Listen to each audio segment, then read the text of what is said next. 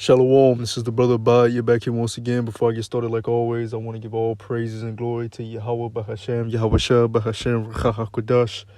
Double honors to my teachers, the elder apostles of Great Millstone, and shalom to the hopeful elect. The season 7 of this show Black Mirror on Netflix. If you haven't seen Black Mirror, it's been going on for, like I just said, it's on season 7, but it's a show that touches on the dangers of technology and where technology can lead us and where it is leading us as it progresses. It touches on AI, it touches on transhumanism, it touches on robots, all mannerisms of the technocratic age, however you want to word it. But this season's in particular goes into how they really want the Charagma, which if you're not familiar with the Charagma, just read the book of Revelation, and it talks about how you won't be able to buy or sell without that mark. That's the Charagma. You don't want to take that. That's the mark of the beast. But they show you how they want it. They wanted to go further than just not being able to buy or sell. Not having the people be able to buy or sell without the Charagma. They wanted to go to merging man with the AI system, merging man with machine, transhumanism, and eventually turning the digital world into your reality, right? They want to turn the digital world into your reality. And you see that now, all right? In a gradual stage, right? It's already in its beginning stages. The young generation now, I remember growing up when we were playing video games in the 90s. You had Sega, you had Super Nintendo, and then it progressed to the early PlayStation, the early Xbox. But now you have these new gen, they call it new gen consoles, right? Which is next generation, new generation, all right? Where it's the Xbox, it's the PlayStation, but it's new gen. And when you look at the graphics on these games nowadays, a lot of them are so realistic, right? For instance, you have a lot of the kids are waiting for Grand Theft Auto, the new Grand Theft Auto to come out. And it's supposed to be coming out this year. But when you look at the graphics on this thing, I mean, it's literally like you're watching real people on a TV screen. It's just a little digitized. It's like how you see AI making pictures and making videos of people talking, deep fake. It's like that, man. It's very, very realistic. It's a very, very dangerous thing. But the point of me bringing this out is because a lot of the kids nowadays, and even adults, it's not even just kids, they have adopted role playing and have made it an intricate part of their life in these video games, all right? They're able to get online and play with people across the world, all right, in their cities, and, literally do what you would do in the real world on the game, all right? And you had earlier versions of these things like The Sims, where you could, build you a house, start a family, work a job. But that was very simplistic.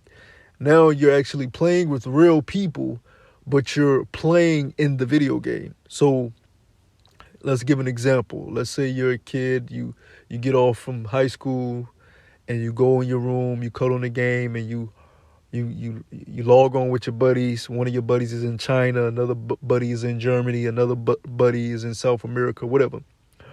And you hop on the game. In the game, you may be a policeman. They may be a doctor. The other guy may be a gangster. The other guy may be a realtor, fireman, whatever, a car salesman, whatever. But you're all playing in this virtual reality. That's what they're doing. You literally can go on YouTube right now and put in GTA roleplay. And that has been incorporated in a lot of these other games, all right? Even there's a game called Red Dead Redemption, where it's like a cowboy or western game, but you can role play in that as well. So they're showing you what they want the world to become. They want the world to really just become completely digitized to where you are one with AI, you are one with the digital cloud, and your physical self, is completely gone. They want to be able to upload your consciousness, all right, onto a database, onto a cloud, all right, and your physical is really like your physical is dead. Without giving too much in the Black Mirror series, but they show how like your physical can die, all right? Your physical body can die in the real world, but your consciousness is living on in this digital database. But it's real for you because it's your consciousness that's still, and it's really him trying to, become the master and controller of the spirits, because your consciousness is really your spirit, all right? Your spirit is in your lab, your mind, your heart. All of that is one, all right? Your pineal gland, some people refer to it as your third eye. That's really what the man wants. He wants your spirit, all right? He wants your consciousness, all right? It's like when somebody's in a coma, all right? You don't know what happens when somebody's in a coma unless they come out and tell you what happened. But the spirit is still alive. The spirit is still moving, but the flesh is not moving, right? That's what Esau wants. He wants your spirit, and to be able to manipulate and control your spirit, right? And while your physical is, just whatever, anything can happen to your physical, okay? And that's why the Most High is so against people getting this charagma, right? Let's go over to Isaiah, the 32nd chapter, right? Let's go over to Isaiah, the 32nd chapter. Isaiah chapter 32, and let's start at verse 5. It says, "The vile person shall no more be called liberal, nor the churl said to be bountiful," right? When you go into that word vile, it means filthy, all right, dirty, base, right? The scripture say he setteth up the basis of men over the world, right? Who's base? Who's the basest man? Esau, right? Shameful, dishonorable, right? That's Esau. He's vile. He's dishonorable. It says morally repugnant, morally flawed, corrupt, wicked, right? These are the words of vile. Who's the wicked? Esau, the so-called white man, of no value, right? He's also a physician of no value. They give you fake medicines that don't cure you. They just prolong your sicknesses while giving you other ailments, right? It says of inferior quality, inferior, less than, all right? Physically repulsive. That's Esau. He's repulsive to the Most High. The Most High says he looks at them as the other nations as spit, right? But he is the only nation that gets no mercy, so he's lower than spit in the eyes of the Lord, right? It says the vile person shall no more be called liberal, nor the churl said to be bountiful, right? And in the context of, this scripture here, liberal goes into being admirable. So he's not going to be looked at as admirable. He's going to be looked at for who he is, vile, right? He's going to be looked at as vile. And the churl, it says, when you go into the word churl, it basically means, a low person, a peasant, right? Scripture say, I have seen servants upon horses and canes on their feet, roughly paraphrasing. This is a peasant. Esau is a peasant that's in the rulership seat, right? Verse 6, it says, for the vile person will speak villainly, and his heart will work iniquity, to practice hypocrisy, right? And to utter error against the Lord, to make empty the soul of the hungry, and he will cause the drink of the thirsty to fail. So he's uttering error against the Lord. Everything the Lord has put into place, Esau is uttering error towards it, whether it be the food, whether it be the water, whether it be the air, whether it be music, whether it be the state of family structure and order, whether it be men in their natural state, women in their natural state, whether it be history, the accurate accounts of history, education, all right? How you deal with finances, right? To the point he wants to put his own mark in you. all right, and keep you from taking the mark of the Lord. He's uttering error against the Lord's ways, right, and making empty the soul of the hungry.